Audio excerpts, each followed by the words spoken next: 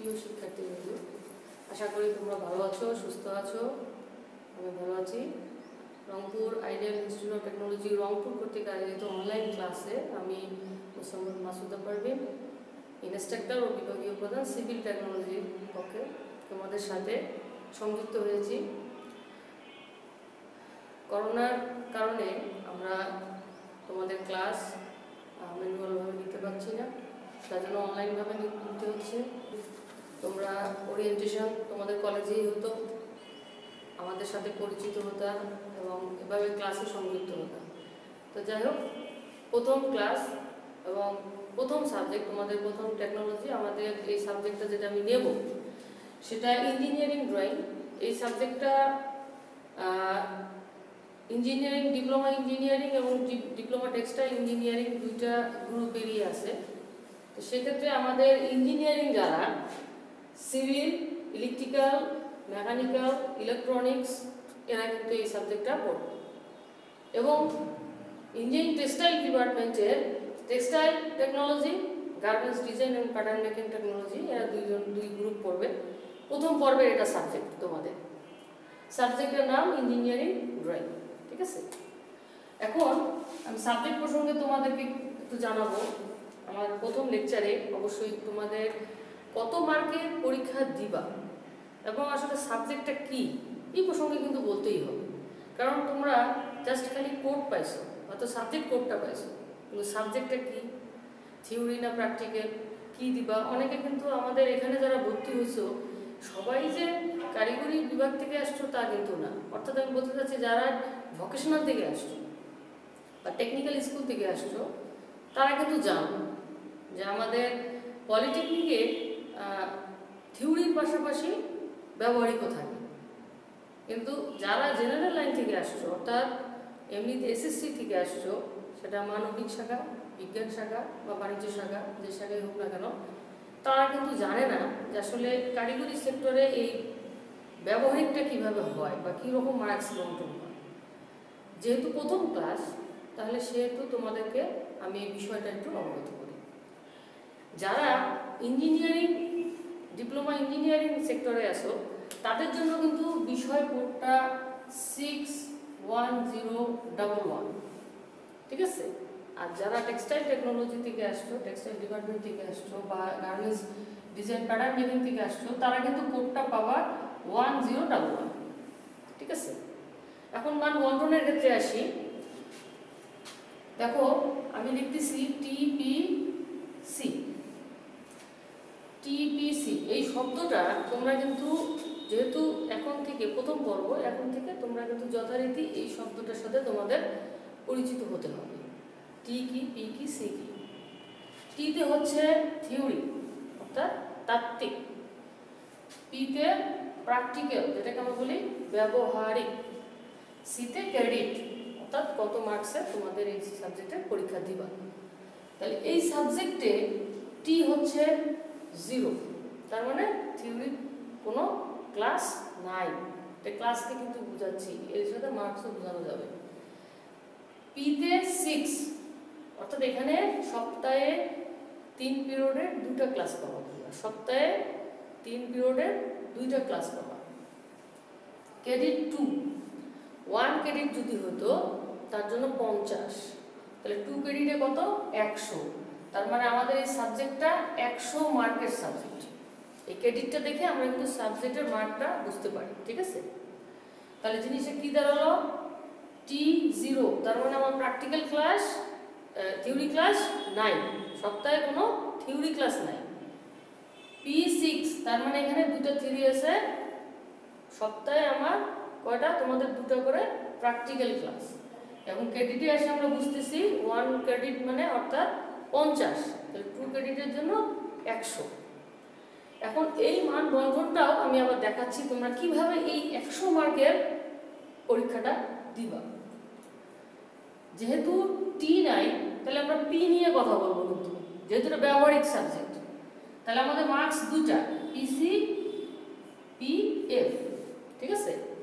এই 100 মার্কস ভাগ হচ্ছে এখানে 50, এখানে 50।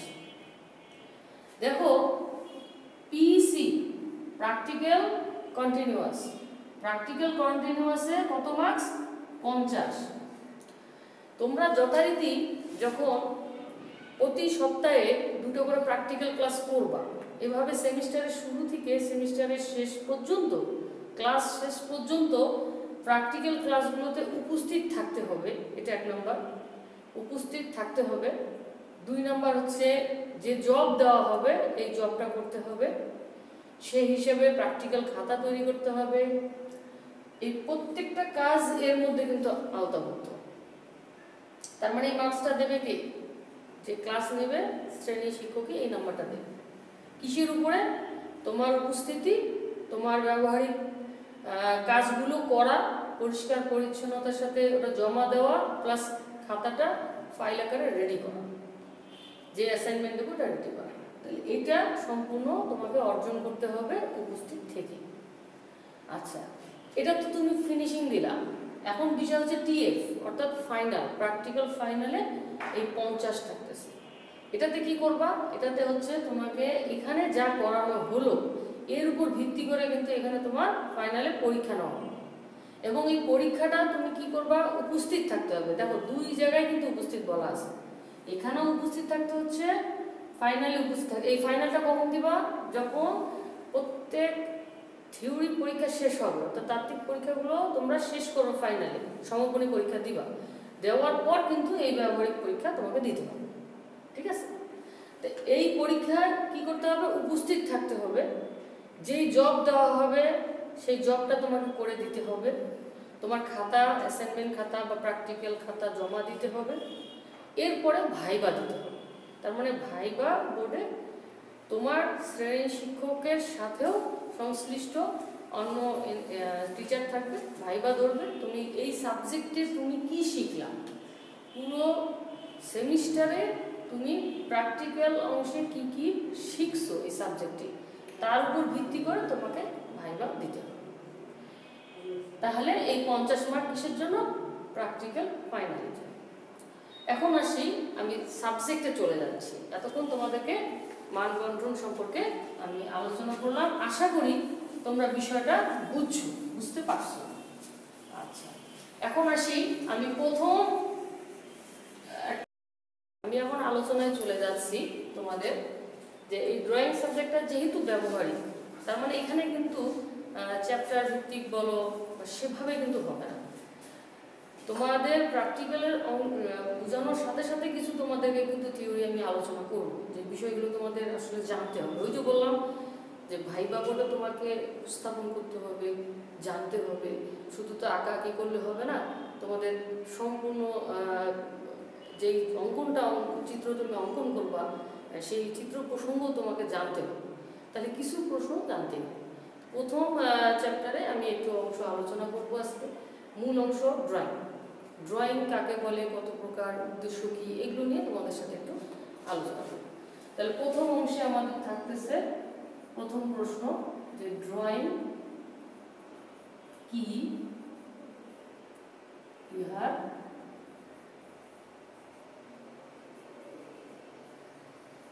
প্রকারভেদ। ড্রয়িং শব্দটা তোমরা পূর্ব থেকে পরিচিত, ঠিক আছে? যখন ক্লাস 3-4 থেকে একজন পড়ছো, তোমরা দেখছো যে ড্রয়িং আমরা বলি কি, প্রাকৃতিক দৃশ্যটাকে কিন্তু ড্রয়িং হিসাবে অনেকে নিচ্ছি, ঠিক না? তাহলে এখানে আবার কি ড্রয়িং? আসলে আমরা কারিগরি সেক্টরে আসছি, তাহলে ড্রয়িংয়ের সংজ্ঞা এবং ড্রয়িং সম্পর্কে তো ভিন্নতা অবশ্যই পাবো না। প্রথমে আসি, ড্রয়িং কাকে বলে। তা ড্রয়িং হচ্ছে কোনো একটি বস্তুকে একটি কাগজের উপরে, কোনো একটি বস্তুকে কাগজের উপরে নিয়মতান্ত্রিকভাবে রেখাসমূহের মাধ্যমে উপস্থাপন করা। তার মানে কি বোঝা যাচ্ছে? কোনো একটা বস্তুকে আমি কি করব? কাগজের উপরে উপস্থাপন করব, কিন্তু সেখানে কিছু নিয়ম থাকবে, নিয়ম ধরে দেবে, সেই নিয়মের মাধ্যমে করতে হবে। আবার কি, রেখা থাকতে হবে, কিছু রেখা সমূহ ওখানে উপস্থাপন থাকতে হবে, তার মাধ্যমে আমরা এটা করতেছি। তাহলে ড্রয়িং একটা কৌশল। এই কৌশলের মাধ্যমে আমরা কিন্তু যে কোনো বস্তুর চিত্র অঙ্কন করতে পারি। তাহলে এখন ড্রয়িংয়ের প্রকারভেদ যদি বলি, ড্রয়িং 2 ধরনের হয়, ঠিক আছে? একটা হচ্ছে শৈল্পিক,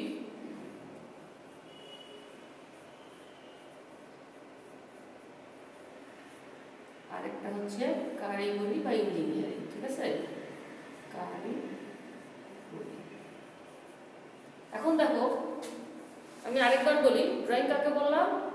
কোনো একটি বস্তুকে মানে নিয়ম কাগজের উপরে নিয়মতান্ত্রিকভাবে রেখাসমূহের মাধ্যমে উপস্থাপন করা, ঠিক না? তাহলে শৈল্পিক ড্রয়িংটা, এখানে দুই ধরনের ড্রয়িং, একটা শৈল্পিক একটা কারিগরি।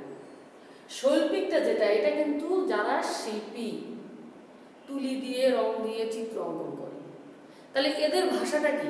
এদের ভাষাটা কিন্তু মনের ভাষা। মনের কবি, সাহিত্যিক, লেখক, এরা তো মনের ভাষা ব্যক্তি প্রকাশ করার জন্য কিন্তু কবিতা লেখেন, প্রবন্ধ লেখেন। কিন্তু যারা চিত্রশিল্পী, চিত্রকর, এরা কি করে? তাদের যে কোনো বস্তু, প্রাকৃতিক দৃশ্য বা ব্যক্তিকে প্রকাশ করার জন্য এরা কিন্তু মনের মাধুরী মিশিয়ে চিত্র অঙ্কন করে, ঠিক আছে? সেক্ষেত্রে কিন্তু এখানে ইনস্ট্রুমেন্ট হিসেবে আমরা তুলি, রং ব্যবহার করতে পারতেছি, এটা করা যাচ্ছে। এই ড্রয়িংটা কিন্তু আমাদের না, এটা আমাদের না।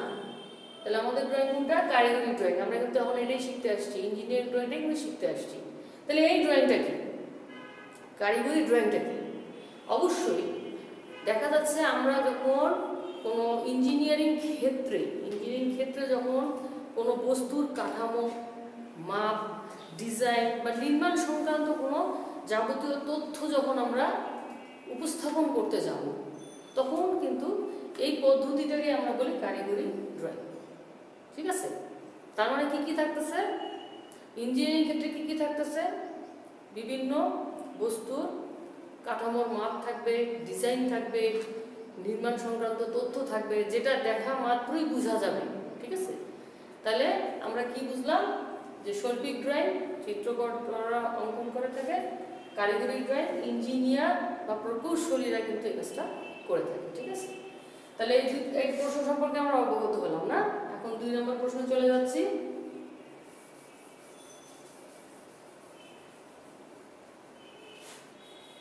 এখন আসো ড্রয়িং এর উদ্দেশ্য।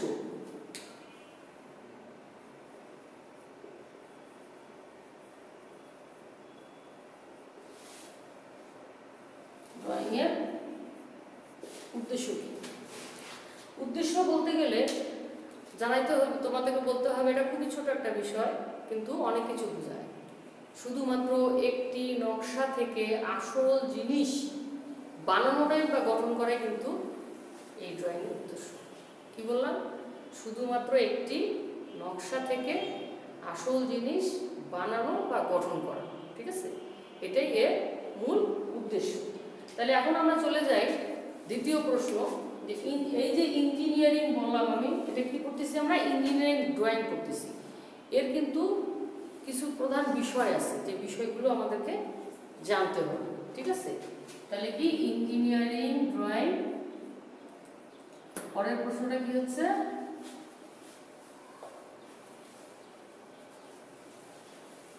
ইঞ্জিনিয়ারিং ড্রয়িং এর প্রধান বিষয় কি বললাম? ইঞ্জিনিয়ারিং ড্রয়িং এর প্রধান বিষয়সমূহ। আমরা প্রকৌশল কাজে যে ব্যবহৃত কাঠামো বা বস্তু থাকুক না কেন, আমরা এক বা একাধিক দৃশ্য কিন্তু থাকতে হবে। প্রথম কথা কি? প্রকৌশল কাজে আমাদের বস্তু বা কাঠামো এক বা একাধিক দৃশ্য থাকতে হবে। প্রাকৃতিকভাবে স্থাপিত কোনো বস্তুর ক্ষেত্রে অবশ্যই উত্তর দিক নির্দেশ রেখা দিতে হবে, নির্দেশক রেখা, উত্তর দিক নির্দেশক রেখা। তার মানে কি, ড্রয়িং যেটা আমরা অঙ্কন করব, সেই ড্রয়িংয়ের কোন দিকটা উত্তর, সেটা কিন্তু আমাকে নির্দেশ করে দিতে হবে। সেই হিসেবে কিন্তু পশ্চিম, পূর্ব, অন্যদিকে কি থাকবে, দক্ষিণ সাইডে কি থাকবে, সেই হিসাবে কিন্তু অঙ্কন করতে হবে। তাহলে প্রথম কথা কি? যে কোনো বস্তু বা কাঠামো এক বা একাধিক কি দৃশ্য থাকতে হবে। 2 নম্বর কথা কি? যে আমরা উত্তর রেখাটা নির্দেশ করি। তারপরে টাইটেল ব্লক থাকতে হবে। টাইটেল ব্লক পরবর্তী ক্লাসে তোমরা জানবা। ড্রয়িংয়ের স্কেল থাকতে হবে। আমরা যদি স্কেল না দেখাই তাহলে তো হবে না, কারণ বড় একটা কাজকে যখন আমরা কাগজে কলমে উপস্থাপন করতে যাব, কাগজ পেন্সিলের মাধ্যমে উপস্থাপন করব, তখন কিন্তু বড় মাপটাকে আমরা একটা স্কেলে ধরে ছোটভাবে করব। ঠিক আছে, তাহলে স্কেলটাকে অবশ্যই উল্লেখ করতে হবে, বিভিন্ন ব্যাখ্যা থাকতে পারে, সিম্বল থাকতে পারে। ঠিক আছে, এগুলো আমাদের থাকতে হবে। এর পরবর্তী অংশে আমি চলে যাচ্ছি যে ড্রয়িংকে আমরা ইঞ্জিনিয়ারদের ভাষা বলি, কেন বলি সেটা জানি। তাহলে নেক্সট প্রশ্ন কি,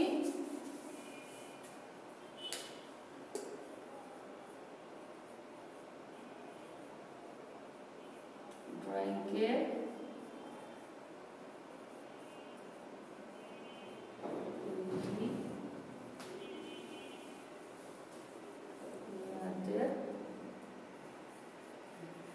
ভাষা বলা হয়।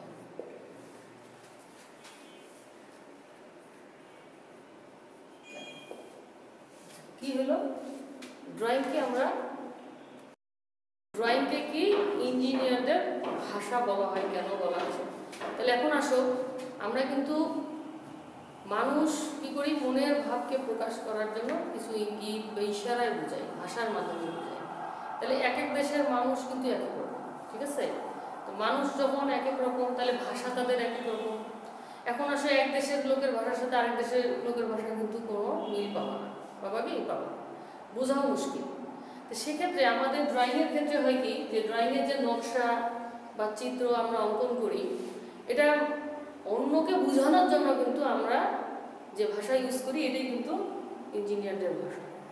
তাহলে ড্রয়িংকে বোঝার জন্য যে ভাষাটা আমরা ইউজ করতেছি এটা সহজ সুন্দর যাতে হয়, সেক্ষেত্রে আমরা যে নকশা বা যে বস্তুর নমুনা অঙ্কন করে বোঝানোর চেষ্টা করি, এই ভাষাটাকে আমরা কি বলি, ইঞ্জিনিয়ারদের ভাষা বলি। ড্রয়িংকে ওই জন্য ইঞ্জিনিয়ারদের ভাষা বলা হয়। ঠিক আছে, এখন তুমি ড্রয়িং ক্লাস করবা, তা ড্রয়িংয়ের যন্ত্রপাতি সম্পর্কে জানতে হবে। তাহলে নেক্সটে আমরা কি জানবো এখন, যে ড্রয়িংয়ের যন্ত্রপাতি প্রসঙ্গে। ঠিক আছে,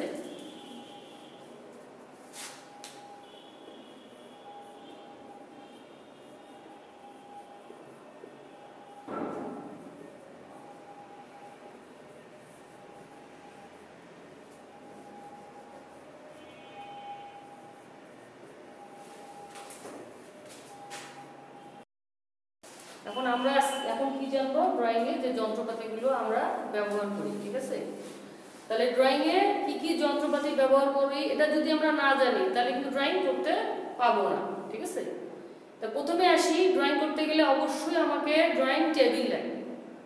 কি লাগবে, ড্রয়িং টেবিল। আসো, প্রথম স্টেপে কি লাগতেছে, ড্রয়িং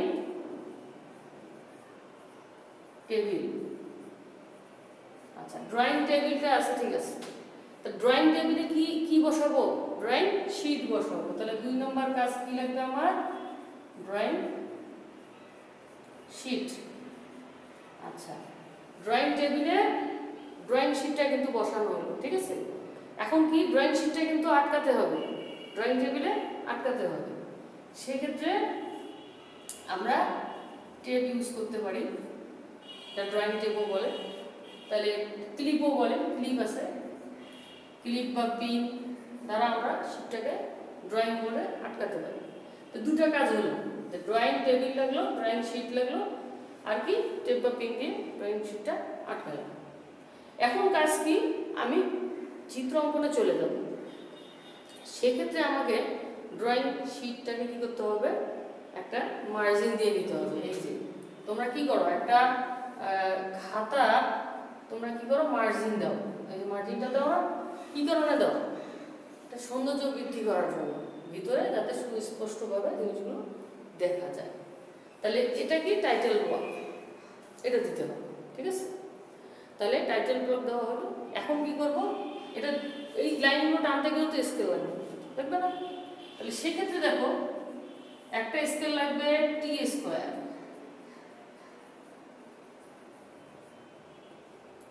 একটা লাগবে সেট স্কোয়ার। আচ্ছা, আমি তোমাদের দেখাবো টি স্কোয়ার কোনটা, সেট স্কোয়ার কোনটা। ঠিক আছে, আচ্ছা প্রথমে আসো টি স্কোয়ার। টি স্কোয়ার আমরা বলতেছি, এটাকে দেখো এটা একটা স্কেল, এটাকে আমরা বলি টি স্কয়ার। তারপর টি আকৃতি, এটা কিন্তু টি আকৃতি। এপাশে মাপ দেওয়া আছে, দেখো এই যে এই পাশে ইঞ্চি এবং ফিটে মাপ দেওয়া আছে, আর এখানে কিন্তু সেন্টিমিটার মিলিমিটারে মাপ দেওয়া আছে, ঠিক আছে? দুইটা স্কেল এখানে বোঝা যাচ্ছে। তাহলে এটা কি করব, ড্রয়িং শিটের উপরে আমরা কিভাবে ফেলবো, এভাবে আনুভূমিকভাবে ফেলবো, ঠিক আছে? হরিজন্টাল ভাবে ফেলবো এবং এই মাপগুলা কিন্তু এভাবে যতগুলো আনুভূমিক মাপ নেব আমরা, এটা কিন্তু বসাই। ড্রয়িং শিটটাকে কিন্তু সোজা রাখার জন্য এটা ব্যবহার করা, বুঝা গেছে? যতগুলো আনুভূমিক দৈর্ঘ্য নেওয়ার জন্য এটা আমরা ইউজ করতে পারি। তাহলে টি স্কয়ারের সম্পর্কে তোমাদের দেখালাম। এই স্কেল কিন্তু দুই ধরনের আছে, অনেক জায়গায় কাঠেরও এই স্কেলটা পাবা, ঠিক আছে? এই কোনো প্লাস্টিকেরও পাবা, কাঠেরও পাবা। এরপরে আসো 2 নম্বর স্কেলটা আমি দেখাচ্ছি, সেটা হচ্ছে সেট স্কয়ার। দেখো আমি লিখছি না এখানে সেট স্কয়ার, এই দেখো সেট স্কয়ার, এই দুইটা মিলিতভাবে কিন্তু একটা স্কেল। এটার নাম কি, সেট স্কয়ার। দেখো এখানেও কিন্তু তোমার মাপ দেওয়া আছে, দেখো এখানেও ইঞ্চি এবং সেন্টিমিটারে মাপ দেওয়া আছে, এটাও দেখো ইঞ্চি সেন্টিমিটারে মাপ দেওয়া আছে। এটা কিন্তু জ্যামিতি বক্সও তোমাদের আছে, আচ্ছা না? ছোট আকারে কিন্তু জ্যামিতি বক্সে এই দুটো আছে স্কেল, এটাও ব্যবহার হবে আমাদের জ্যামিতি বক্স। তো আমি দেখাবো, বলবো এখন। তো দেখো যে এটা কি স্কয়ার, সেট স্কয়ার। এটা দিয়ে আমরা কি করি, টি স্কয়ারের উপরে এই স্কেলটা রেখে আমরা বিভিন্ন লম্বালম্বি বলো, হারাহারি বলো বা দাগ বলো কাটতে পারি, ঠিক আছে? আচ্ছা, আরেকটা স্কেল দেখাচ্ছি তোমাদেরকে আমি। এই দেখো এই স্কেলটা কিন্তু তোমরা সবাই ব্যবহার করো না, কিন্তু এটা আমাদের ড্রয়িংয়ে ব্যবহার করার জন্য নয়। এই স্কেলটা আমরা ড্রয়িংয়ে ব্যবহার করবো না। যখন ড্রয়িং করবো, এটা কিন্তু দুই ধরনের স্কেল আছে না, প্লাস্টিক আছে বা স্টিল আছে, এগুলো কিন্তু আমরা নর্মালি এমনিতে ব্যবহার করতে পারি, কিন্তু ড্রয়িংয়ের জন্য এই দুটো স্কেল আমরা কখনো ব্যবহার করব না। এখন চলে আসি, স্কেল প্রসঙ্গে হয়ে গেল, আমরা এখন দেখো এরপরে আর কি লাগে। তারপরে দেখো তোমরা জ্যামিতি বক্স যেটা আমরা বলি, ইনস্ট্রুমেন্ট বক্স,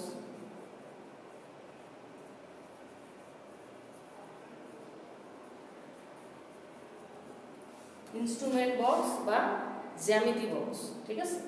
তাহলে মোটামুটি এই জ্যামিতি বক্স কিন্তু আমরা দেখছি না? এই জ্যামিতি বক্সের উপকরণগুলো দেখো, এই যে ছোট এই যে দুটো স্কেল, যে স্কেলগুলোকে আমি তোমাদের দেখাইছি, বড় দেখালাম না সেটা স্কয়ার, সেটা ছোট। আচ্ছা, এই দেখো জ্যামিতি বক্সে কি থাকতেছে, এই দেখো চাঁদা, এটাকে কি বলে, প্রোটেক্টর, ঠিক আছে? এটা প্রোটেক্টর। তো এটা চাঁদা, আমরা ডিগ্রি বা কোণ তৈরি করার জন্য এটা আমরা ইউজ করতে পারি। এরপর দেখো কম্পাস আছে, ডিভাইডার, দুইটা ডিভাইডার ব্যবহার করা হয়, দেখো। এরপরে আর কি থাকে, এই যে পেন্সিল না ড্রয়িং হবে না, এটা মূল ভিত্তি কিন্তু পেন্সিল। এরপরে আসো, এটা কি তোমরা বলো রাবার, কিন্তু আমরা আসলে ইঞ্জিনিয়ারিং ভাষায় বলি ইরেজার। কি এটা, ইরেজার। এরপরে এটা কি পেন্সিল তারা, যেটাকে আমরা কি বলি, শার্পনার, আমরা বলি শার্পনার। তাহলে এই যে জ্যামিতি বক্সে এই যে উপকরণগুলো, যেটা ইনস্ট্রুমেন্ট বক্স আমরা বলতেছি, এগুলো কিন্তু তোমাদের জানতে হবে। এই বক্সে কি কি থাকে এটা জানতে হবে, কারণ আমরা মূলত সেট স্কয়ার, টি স্কয়ার ব্যবহার করব, তারপরেও কিন্তু এই ইনস্ট্রুমেন্ট বক্সের এই উপকরণগুলো কিন্তু আমাদের প্রয়োজন আছে ড্রয়িং করতে গেলে। কি বোঝা গেছে? আচ্ছা, এখন চলে আসি যে আর কিছু লাগবে কিনা। হ্যাঁ লাগবে, মূল জিনিস পেন্সিল না হলে কিন্তু অঙ্কন হবেই না। তাহলে আমরা এখন চলে আসি নেক্সটে কি লাগতেছে, পেন্সিল প্রসঙ্গ, এটা তোমাদেরকে আমি বলি। তাহলে নেক্সট লাগতেছে পেন্সিল। আচ্ছা, এখন প্রশ্ন থাকতে পারে যে ম্যাডাম আসলে কোন পেন্সিলটা আমরা ব্যবহার করব, আমরা ড্রয়িং করব, ড্রয়িং এর ক্ষেত্রে কোন পেন্সিলটা আমরা ইউজ করব। বাজারে গেলে নরমালি কিন্তু দোকানে এসবি, টোএসবি অনেক ধরনের শব্দ আমরা শুনি। এখন পেন্সিলের কথা যখন বলা হয়, আমরা বলি ঠিক আছে যে কোনো একটা নিয়ে গেলেই হয়ে গেল। আসলে না, ড্রয়িং করতে গেলে আমাকে পেন্সিল সম্পর্কে কিন্তু অবগত হতে হবে। এখন পেন্সিল তাহলে কয় ধরনের হয়, দেখো পেন্সিল 3 ধরনের হয়। একটা হচ্ছে শক্ত,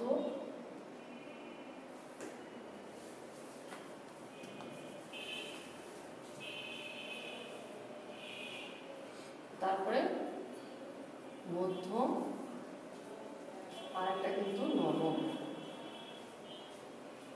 দেখো যেহেতু শক্ত তাহলে হার্ড, মিডিয়াম, আর এটা কি সফট, এটাকে ডি দিয়েও প্রকাশ করে।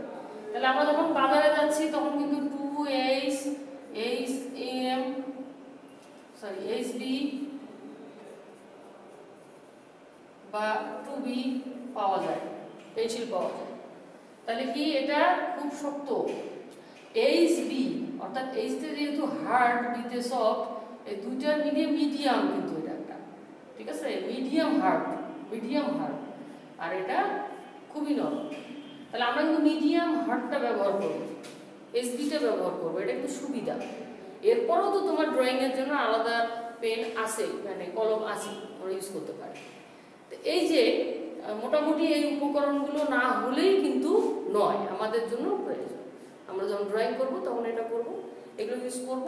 তারপরও বিষয়টা দাঁড়াচ্ছে কি যে ড্রয়িং শিটের জন্য, ড্রয়িং কাজটা করার সময় আমাদের ডাস্টার বা রুমাল ইউজ করতে হবে, কারণ শিট ময়লা হতে পারে, পরিষ্কারের জন্য লাগবে। তাহলে মোটামুটি তোমাদেরকে আমি এই ধারণা দিলাম। তাহলে এখন তো এটাও কিন্তু প্রশ্ন যদি আসে যে ইনস্ট্রুমেন্ট বক্সে কি কি থাকে, সেটাও কিন্তু বলা সম্ভব না। তাহলে মোটামুটি ড্রয়িং ক্লাসে তোমাদের এই জিনিসগুলো আগে জানতে হবে। এই যা শিখালাম তোমাদেরকে, এই জিনিসগুলো ভালোভাবে জেনে আসতে হবে। জানতে পারলে ড্রয়িং তোমরা করতে পারবা, ঠিক আছে? মোটামুটি আমি প্রথম থেকে একটু বলি যে যা যা শিখালাম, যে ড্রয়িং কি বলছি, ড্রয়িং এর প্রকারভেদ তোমাদের সাথে বলা হয়েছে, ড্রয়িং এর কত প্রকার, কি সমাচার, তারপর ড্রয়িং উদ্দেশ্য কি, কি কারণে ড্রয়িংটা আসলে আমরা করব, এটা ইঞ্জিনিয়ারদের ভাষা। আবার ড্রয়িং কি কি যন্ত্রপাতি আমাদের লাগে, কি কি যন্ত্রপাতি আমরা ব্যবহার করব। এই মূলত আমাদের যেহেতু এটা ব্যবহারিক ক্লাস, তাহলে ব্যবহারিক ক্লাসের জন্য আমাদের কিন্তু ড্রয়িং এর ইনস্ট্রুমেন্টটাই কিন্তু সবচেয়ে গুরুত্বপূর্ণ বিষয়, ঠিক আছে? এটা আমাদের জানতেই হবে। আচ্ছা, এখন তাহলে তোমাদের কি করতে হবে, তোমরা আমার প্রত্যেকটা ক্লাস, এটা যেহেতু প্রথম ক্লাস একটু ধারণা দিলাম, পরবর্তী ক্লাস লেসনে আমি আরো ডিপলি চলে যাব, হয়তো জব দেব। তোমাদের কাজ হবে যে আমি যে জবটা দেব তোমাদেরকে, এটা ভালোভাবে বুঝতে হবে। সাথে সাথে ওই সময় তোমরা আমার ক্লাসটা যখন করবা তখন তোমরা অবশ্যই একটা ড্রয়িং, তোমরা A4 সাইজ পেজ নিতে পারো, তার মধ্যে ইনস্ট্রুমেন্ট বক্স নিয়ে আমি কিভাবে করাচ্ছি সেটা তুলতে পারো, ড্রয়িংটা তুলতে পারো। তার সাথে সাথে যখন করবা এবং সাথে সাথে কিভাবে হলো এই ইনফরমেশনগুলো যদি লেখো, যেমন আমি যে কথাগুলো বললাম বা লিখলাম, এগুলো যদি তোমরা একটু সিরিয়াল বাই লেখো বা নোট করো, বোঝার চেষ্টা করো, তাহলে কিন্তু অনেকটা ক্লিয়ার হবা, ঠিক আছে? আর ড্রয়িং ভয়ের কিছু নেই। অনেকে ড্রয়িং দেখা গেছে যে ম্যাট্রিকে তোমাদের উপপাদ্য সম্পদ্য ছিল, অনেকে ড্রয়িংয়ের কারণে চিত্র অঙ্কন করতে ভয় পাও, দেখা গেছে উপপাদ্য করছো সম্পাদ্য করো নাই, এই কারণে। আসলে ভয়ের কিন্তু কিছু নেই, ড্রয়িং একটা মজার সাবজেক্ট। এটা যখন তুমি নিজে করতে পারবা, তোমার কাছে যে এত ভালো লাগবে, তোমাদের কাছে যে মনে হবে যে না একটা মানে ভালো কিছু অর্জন করতে পারছি। আর তারপরও এখানে একটা বিষয় থাকে কি, যে যেহেতু ড্রয়িংটা প্রত্যেকটা টেকনোলজিতেই প্রয়োজন, আমাদের সিভিল ডিপার্টমেন্টের জন্য তো অবশ্যই, ইলেকট্রিক্যালে বিভিন্ন ওদের ওয়ারিং প্ল্যান থাকে, করতে হয়, মেকানিক্যালে করতে হয়, মেকানিক্যাল সিভিলের জন্য খুবই গুরুত্বপূর্ণ এই সাবজেক্টটা। অন্যান্য ডিপার্টমেন্টও কিন্তু প্রয়োজন আছে, কারণ আমরা ফ্রি হ্যান্ড হলেও কিন্তু কিছু না কিছু অঙ্কন থাকেই প্রতিটা টেকনোলজিতে, প্রতিটা বিষয়ে। তাহলে এই ড্রয়িং সাবজেক্টটা কিন্তু খুবই মজার। নেক্সট ক্লাসে তোমরা আমার সাথে আবার সংযুক্ত হবা, আবার ক্লাসটা দেখবা। আমি আশা করবো যে আমার প্রত্যেকটা ক্লাস একটার পর একটা অবশ্যই তোমরা দেখবা এবং শিখবা। আমি আশা করি যে ভালো কিছু তোমাদেরকে দিতে পারবো। এরপরও বলে নেই, যেহেতু আমাদের পারিপার্শ্বিক বা দেশের বিদেশি অবস্থা ভালো না, আমাদের করোনার কারণে দেখা যাচ্ছে তোমরা বাড়ি থেকেই বের হতে পারো নাই, তাও তো ভালো যে অনলাইন ক্লাসে দেখতে পাচ্ছ, জয়েন হতে পারছো। একটা অনিশ্চয়তার মাধ্যমেও মনে করো এখন একটা সূর্যের আলো দেখা যাচ্ছে, ভালো কিছু হবে। সেক্ষেত্রে অনলাইন ক্লাসে তোমরা ভালোভাবে প্রত্যেকটা অনলাইন ক্লাস দেখো, শুধু আমারটা না, প্রত্যেকটা অনলাইন ক্লাস ভালোভাবে তুমি ফলো আপ করো। তোমরা সেক্ষেত্রে শিখতে পারবা, বাসায় পড়বা, মজা লাগবে। বই নিয়ে যাও, বই নিয়ে যে পড়াশোনা করো। যারা বই নাও নাই বই নাও, যারা বই নিয়েছো তারা তো ভালোই করছো আগে থেকে। এখন পড়াশোনা শুরু করে দাও। এখন আর মানে মেমোরিটাকে ঘুরে ফিরে বেড়ায় সময়টা লস করা যাবে না। বাসায় থাকো, সুস্থ থাকো, নিয়মগুলো মেনে চলো, যাতে করোনার কারণে যে ইফেক্টগুলো হচ্ছে এগুলো যাতে তোমাদের মধ্যে না হয়। তোমরা আমাদের ভবিষ্যৎ প্রজন্ম, তোমাদেরকে যেন সুস্থ সবলভাবে আবার আমরা কলেজ প্রাঙ্গণে পাই, ঠিক আছে? এই আশা ব্যক্ত করে আমি আমার বক্তব্য এখানে শেষ করছি।